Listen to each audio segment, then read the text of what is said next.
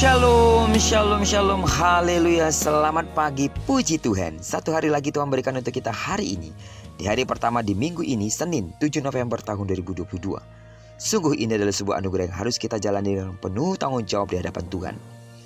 Dan percayalah, Tuhan pasti akan menolong, bahkan akan memberkati hidup kita di sepanjang hari ini, sama seperti Dia telah menolong kita di sepanjang malam yang telah kita lewati. Baiklah, puji Tuhan, hari ini kita akan kembali melanjutkan pembacaan Alkitab satu hari satu pasal. Dari pembacaan 14 hari bersama Hosea sebelum kita lebih jauh melakukan semua kegiatan kita. Hari ini kita telah memasuki hari yang ke-9, maka kita akan membaca kitab Hosea pasal ke-9 ayat pertama sampai dengan ayat yang ke-17. Judul renungan kita hari ini, ritual tanpa spiritualitas. Sebagai pengantar renungan ini saya akan coba bacakan untuk kita ayat yang keempat. Mereka tidak akan mempersembahkan korban curahan anggur kepada Tuhan, dan korban-korban sembelihan mereka tidak akan menyenangkan hatinya. Roti mereka adalah seperti roti perkabungan. Semua orang yang memakannya akan menjadi najis, sebab roti mereka adalah untuk dirinya sendiri, tidak boleh dibawa ke dalam rumah Tuhan. Sidang jemaat Tuhan, dalam realitas kehidupan kekristenan, ada orang-orang menggunakan agama untuk berbagai kepentingan pribadi. Mulai dari urusan politik sampai pada urusan jual beli tanah dan perumahan. Lalu apakah masih ada nilai spiritualitas dalam perilaku mereka tersebut sebagai orang-orang percaya?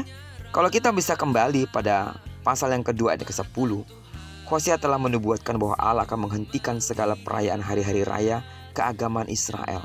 Tidak akan ada lagi sukacita dan sorak-sorak perayaan.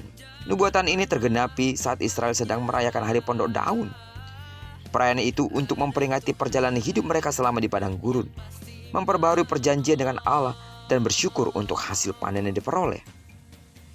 Namun di tengah-tengah perayaan itu, Hosea berkata, janganlah bersukacita, janganlah bersorak-sorak. Ada dua alasan dia berkata demikian. Yang pertama, hasil panen itu diperoleh dari ritual penyembahan berhala. Artinya, mereka tidak pantas bersukacita untuk sesuatu yang tak berkenan kepada Allah. Yang kedua, mereka akan dibuang ke tanah asing. Saat itu mereka tidak akan dapat merayakan perayaan itu lagi. Sayangnya Israel tidak mengerti peringatan itu. Mereka malah menuduhnya sebagai seorang pandir atau bodoh dan gila. Mereka merasa paling tahu apa yang menyenangkan hati Allah. Padahal mereka hanya menjalankan ritual demi ritual ibadah yang kosong. Terjebak dalam ritual keagamaan bisa membuat ibadah kita kehilangan makna. Karena kita hanya memusatkan diri pada tata caranya, bukan esensinya. Ritual dapat menarik perhatian kita kepada berkat, bukan kepada Allah, sang sumber berkat itu. Akhirnya, ritual akan meminggirkan Allah dari pusat ibadah itu sendiri. Itulah ritual tanpa spiritualitas. Karena itu sidang jemaat Tuhan, sebagai orang-orang yang mengerti firman Allah, sebagai orang-orang yang telah mendengarkan firman Tuhan dalam pembacaan kita hari ini, ada baiknya kita tidak terjebak pada rutinitas ritual ibadah yang terkadang bisa menjemukan. Karena kita harus menyadari pusat ibadah kita adalah Allah. Amin. Karena itu mari kita sama-sama berbenah dengan membangun spiritual berdasarkan cinta kasih kita kepada Allah. Setialah dalam menjalani komitmen kita, dan tempatkanlah Allah di hati kita sebagai yang utama dan satu-satunya. Amin. Mari berlaku benar saat kita harus beribadah. Mari berlaku benar saat kita berdoa. Mari berlaku benar saat kita membaca Alkitab. Semua ritual-ritual ini tidak boleh mengambil perhatian kita atas hal yang utama dari semua itu, adalah Allah sebagai pusat satu-satunya. Kita membaca Alkitab bukan karena kita mengikuti sebuah program. Kita berdoa bukan karena diperintah atau disuruh. Kita mengikuti ibadah, kita melayani bukan karena ada yang mendorong, tetapi karena memang kita tahu kita harus melakukannya, karena kita ingin menempatkan Tuhan di atas segala-galanya.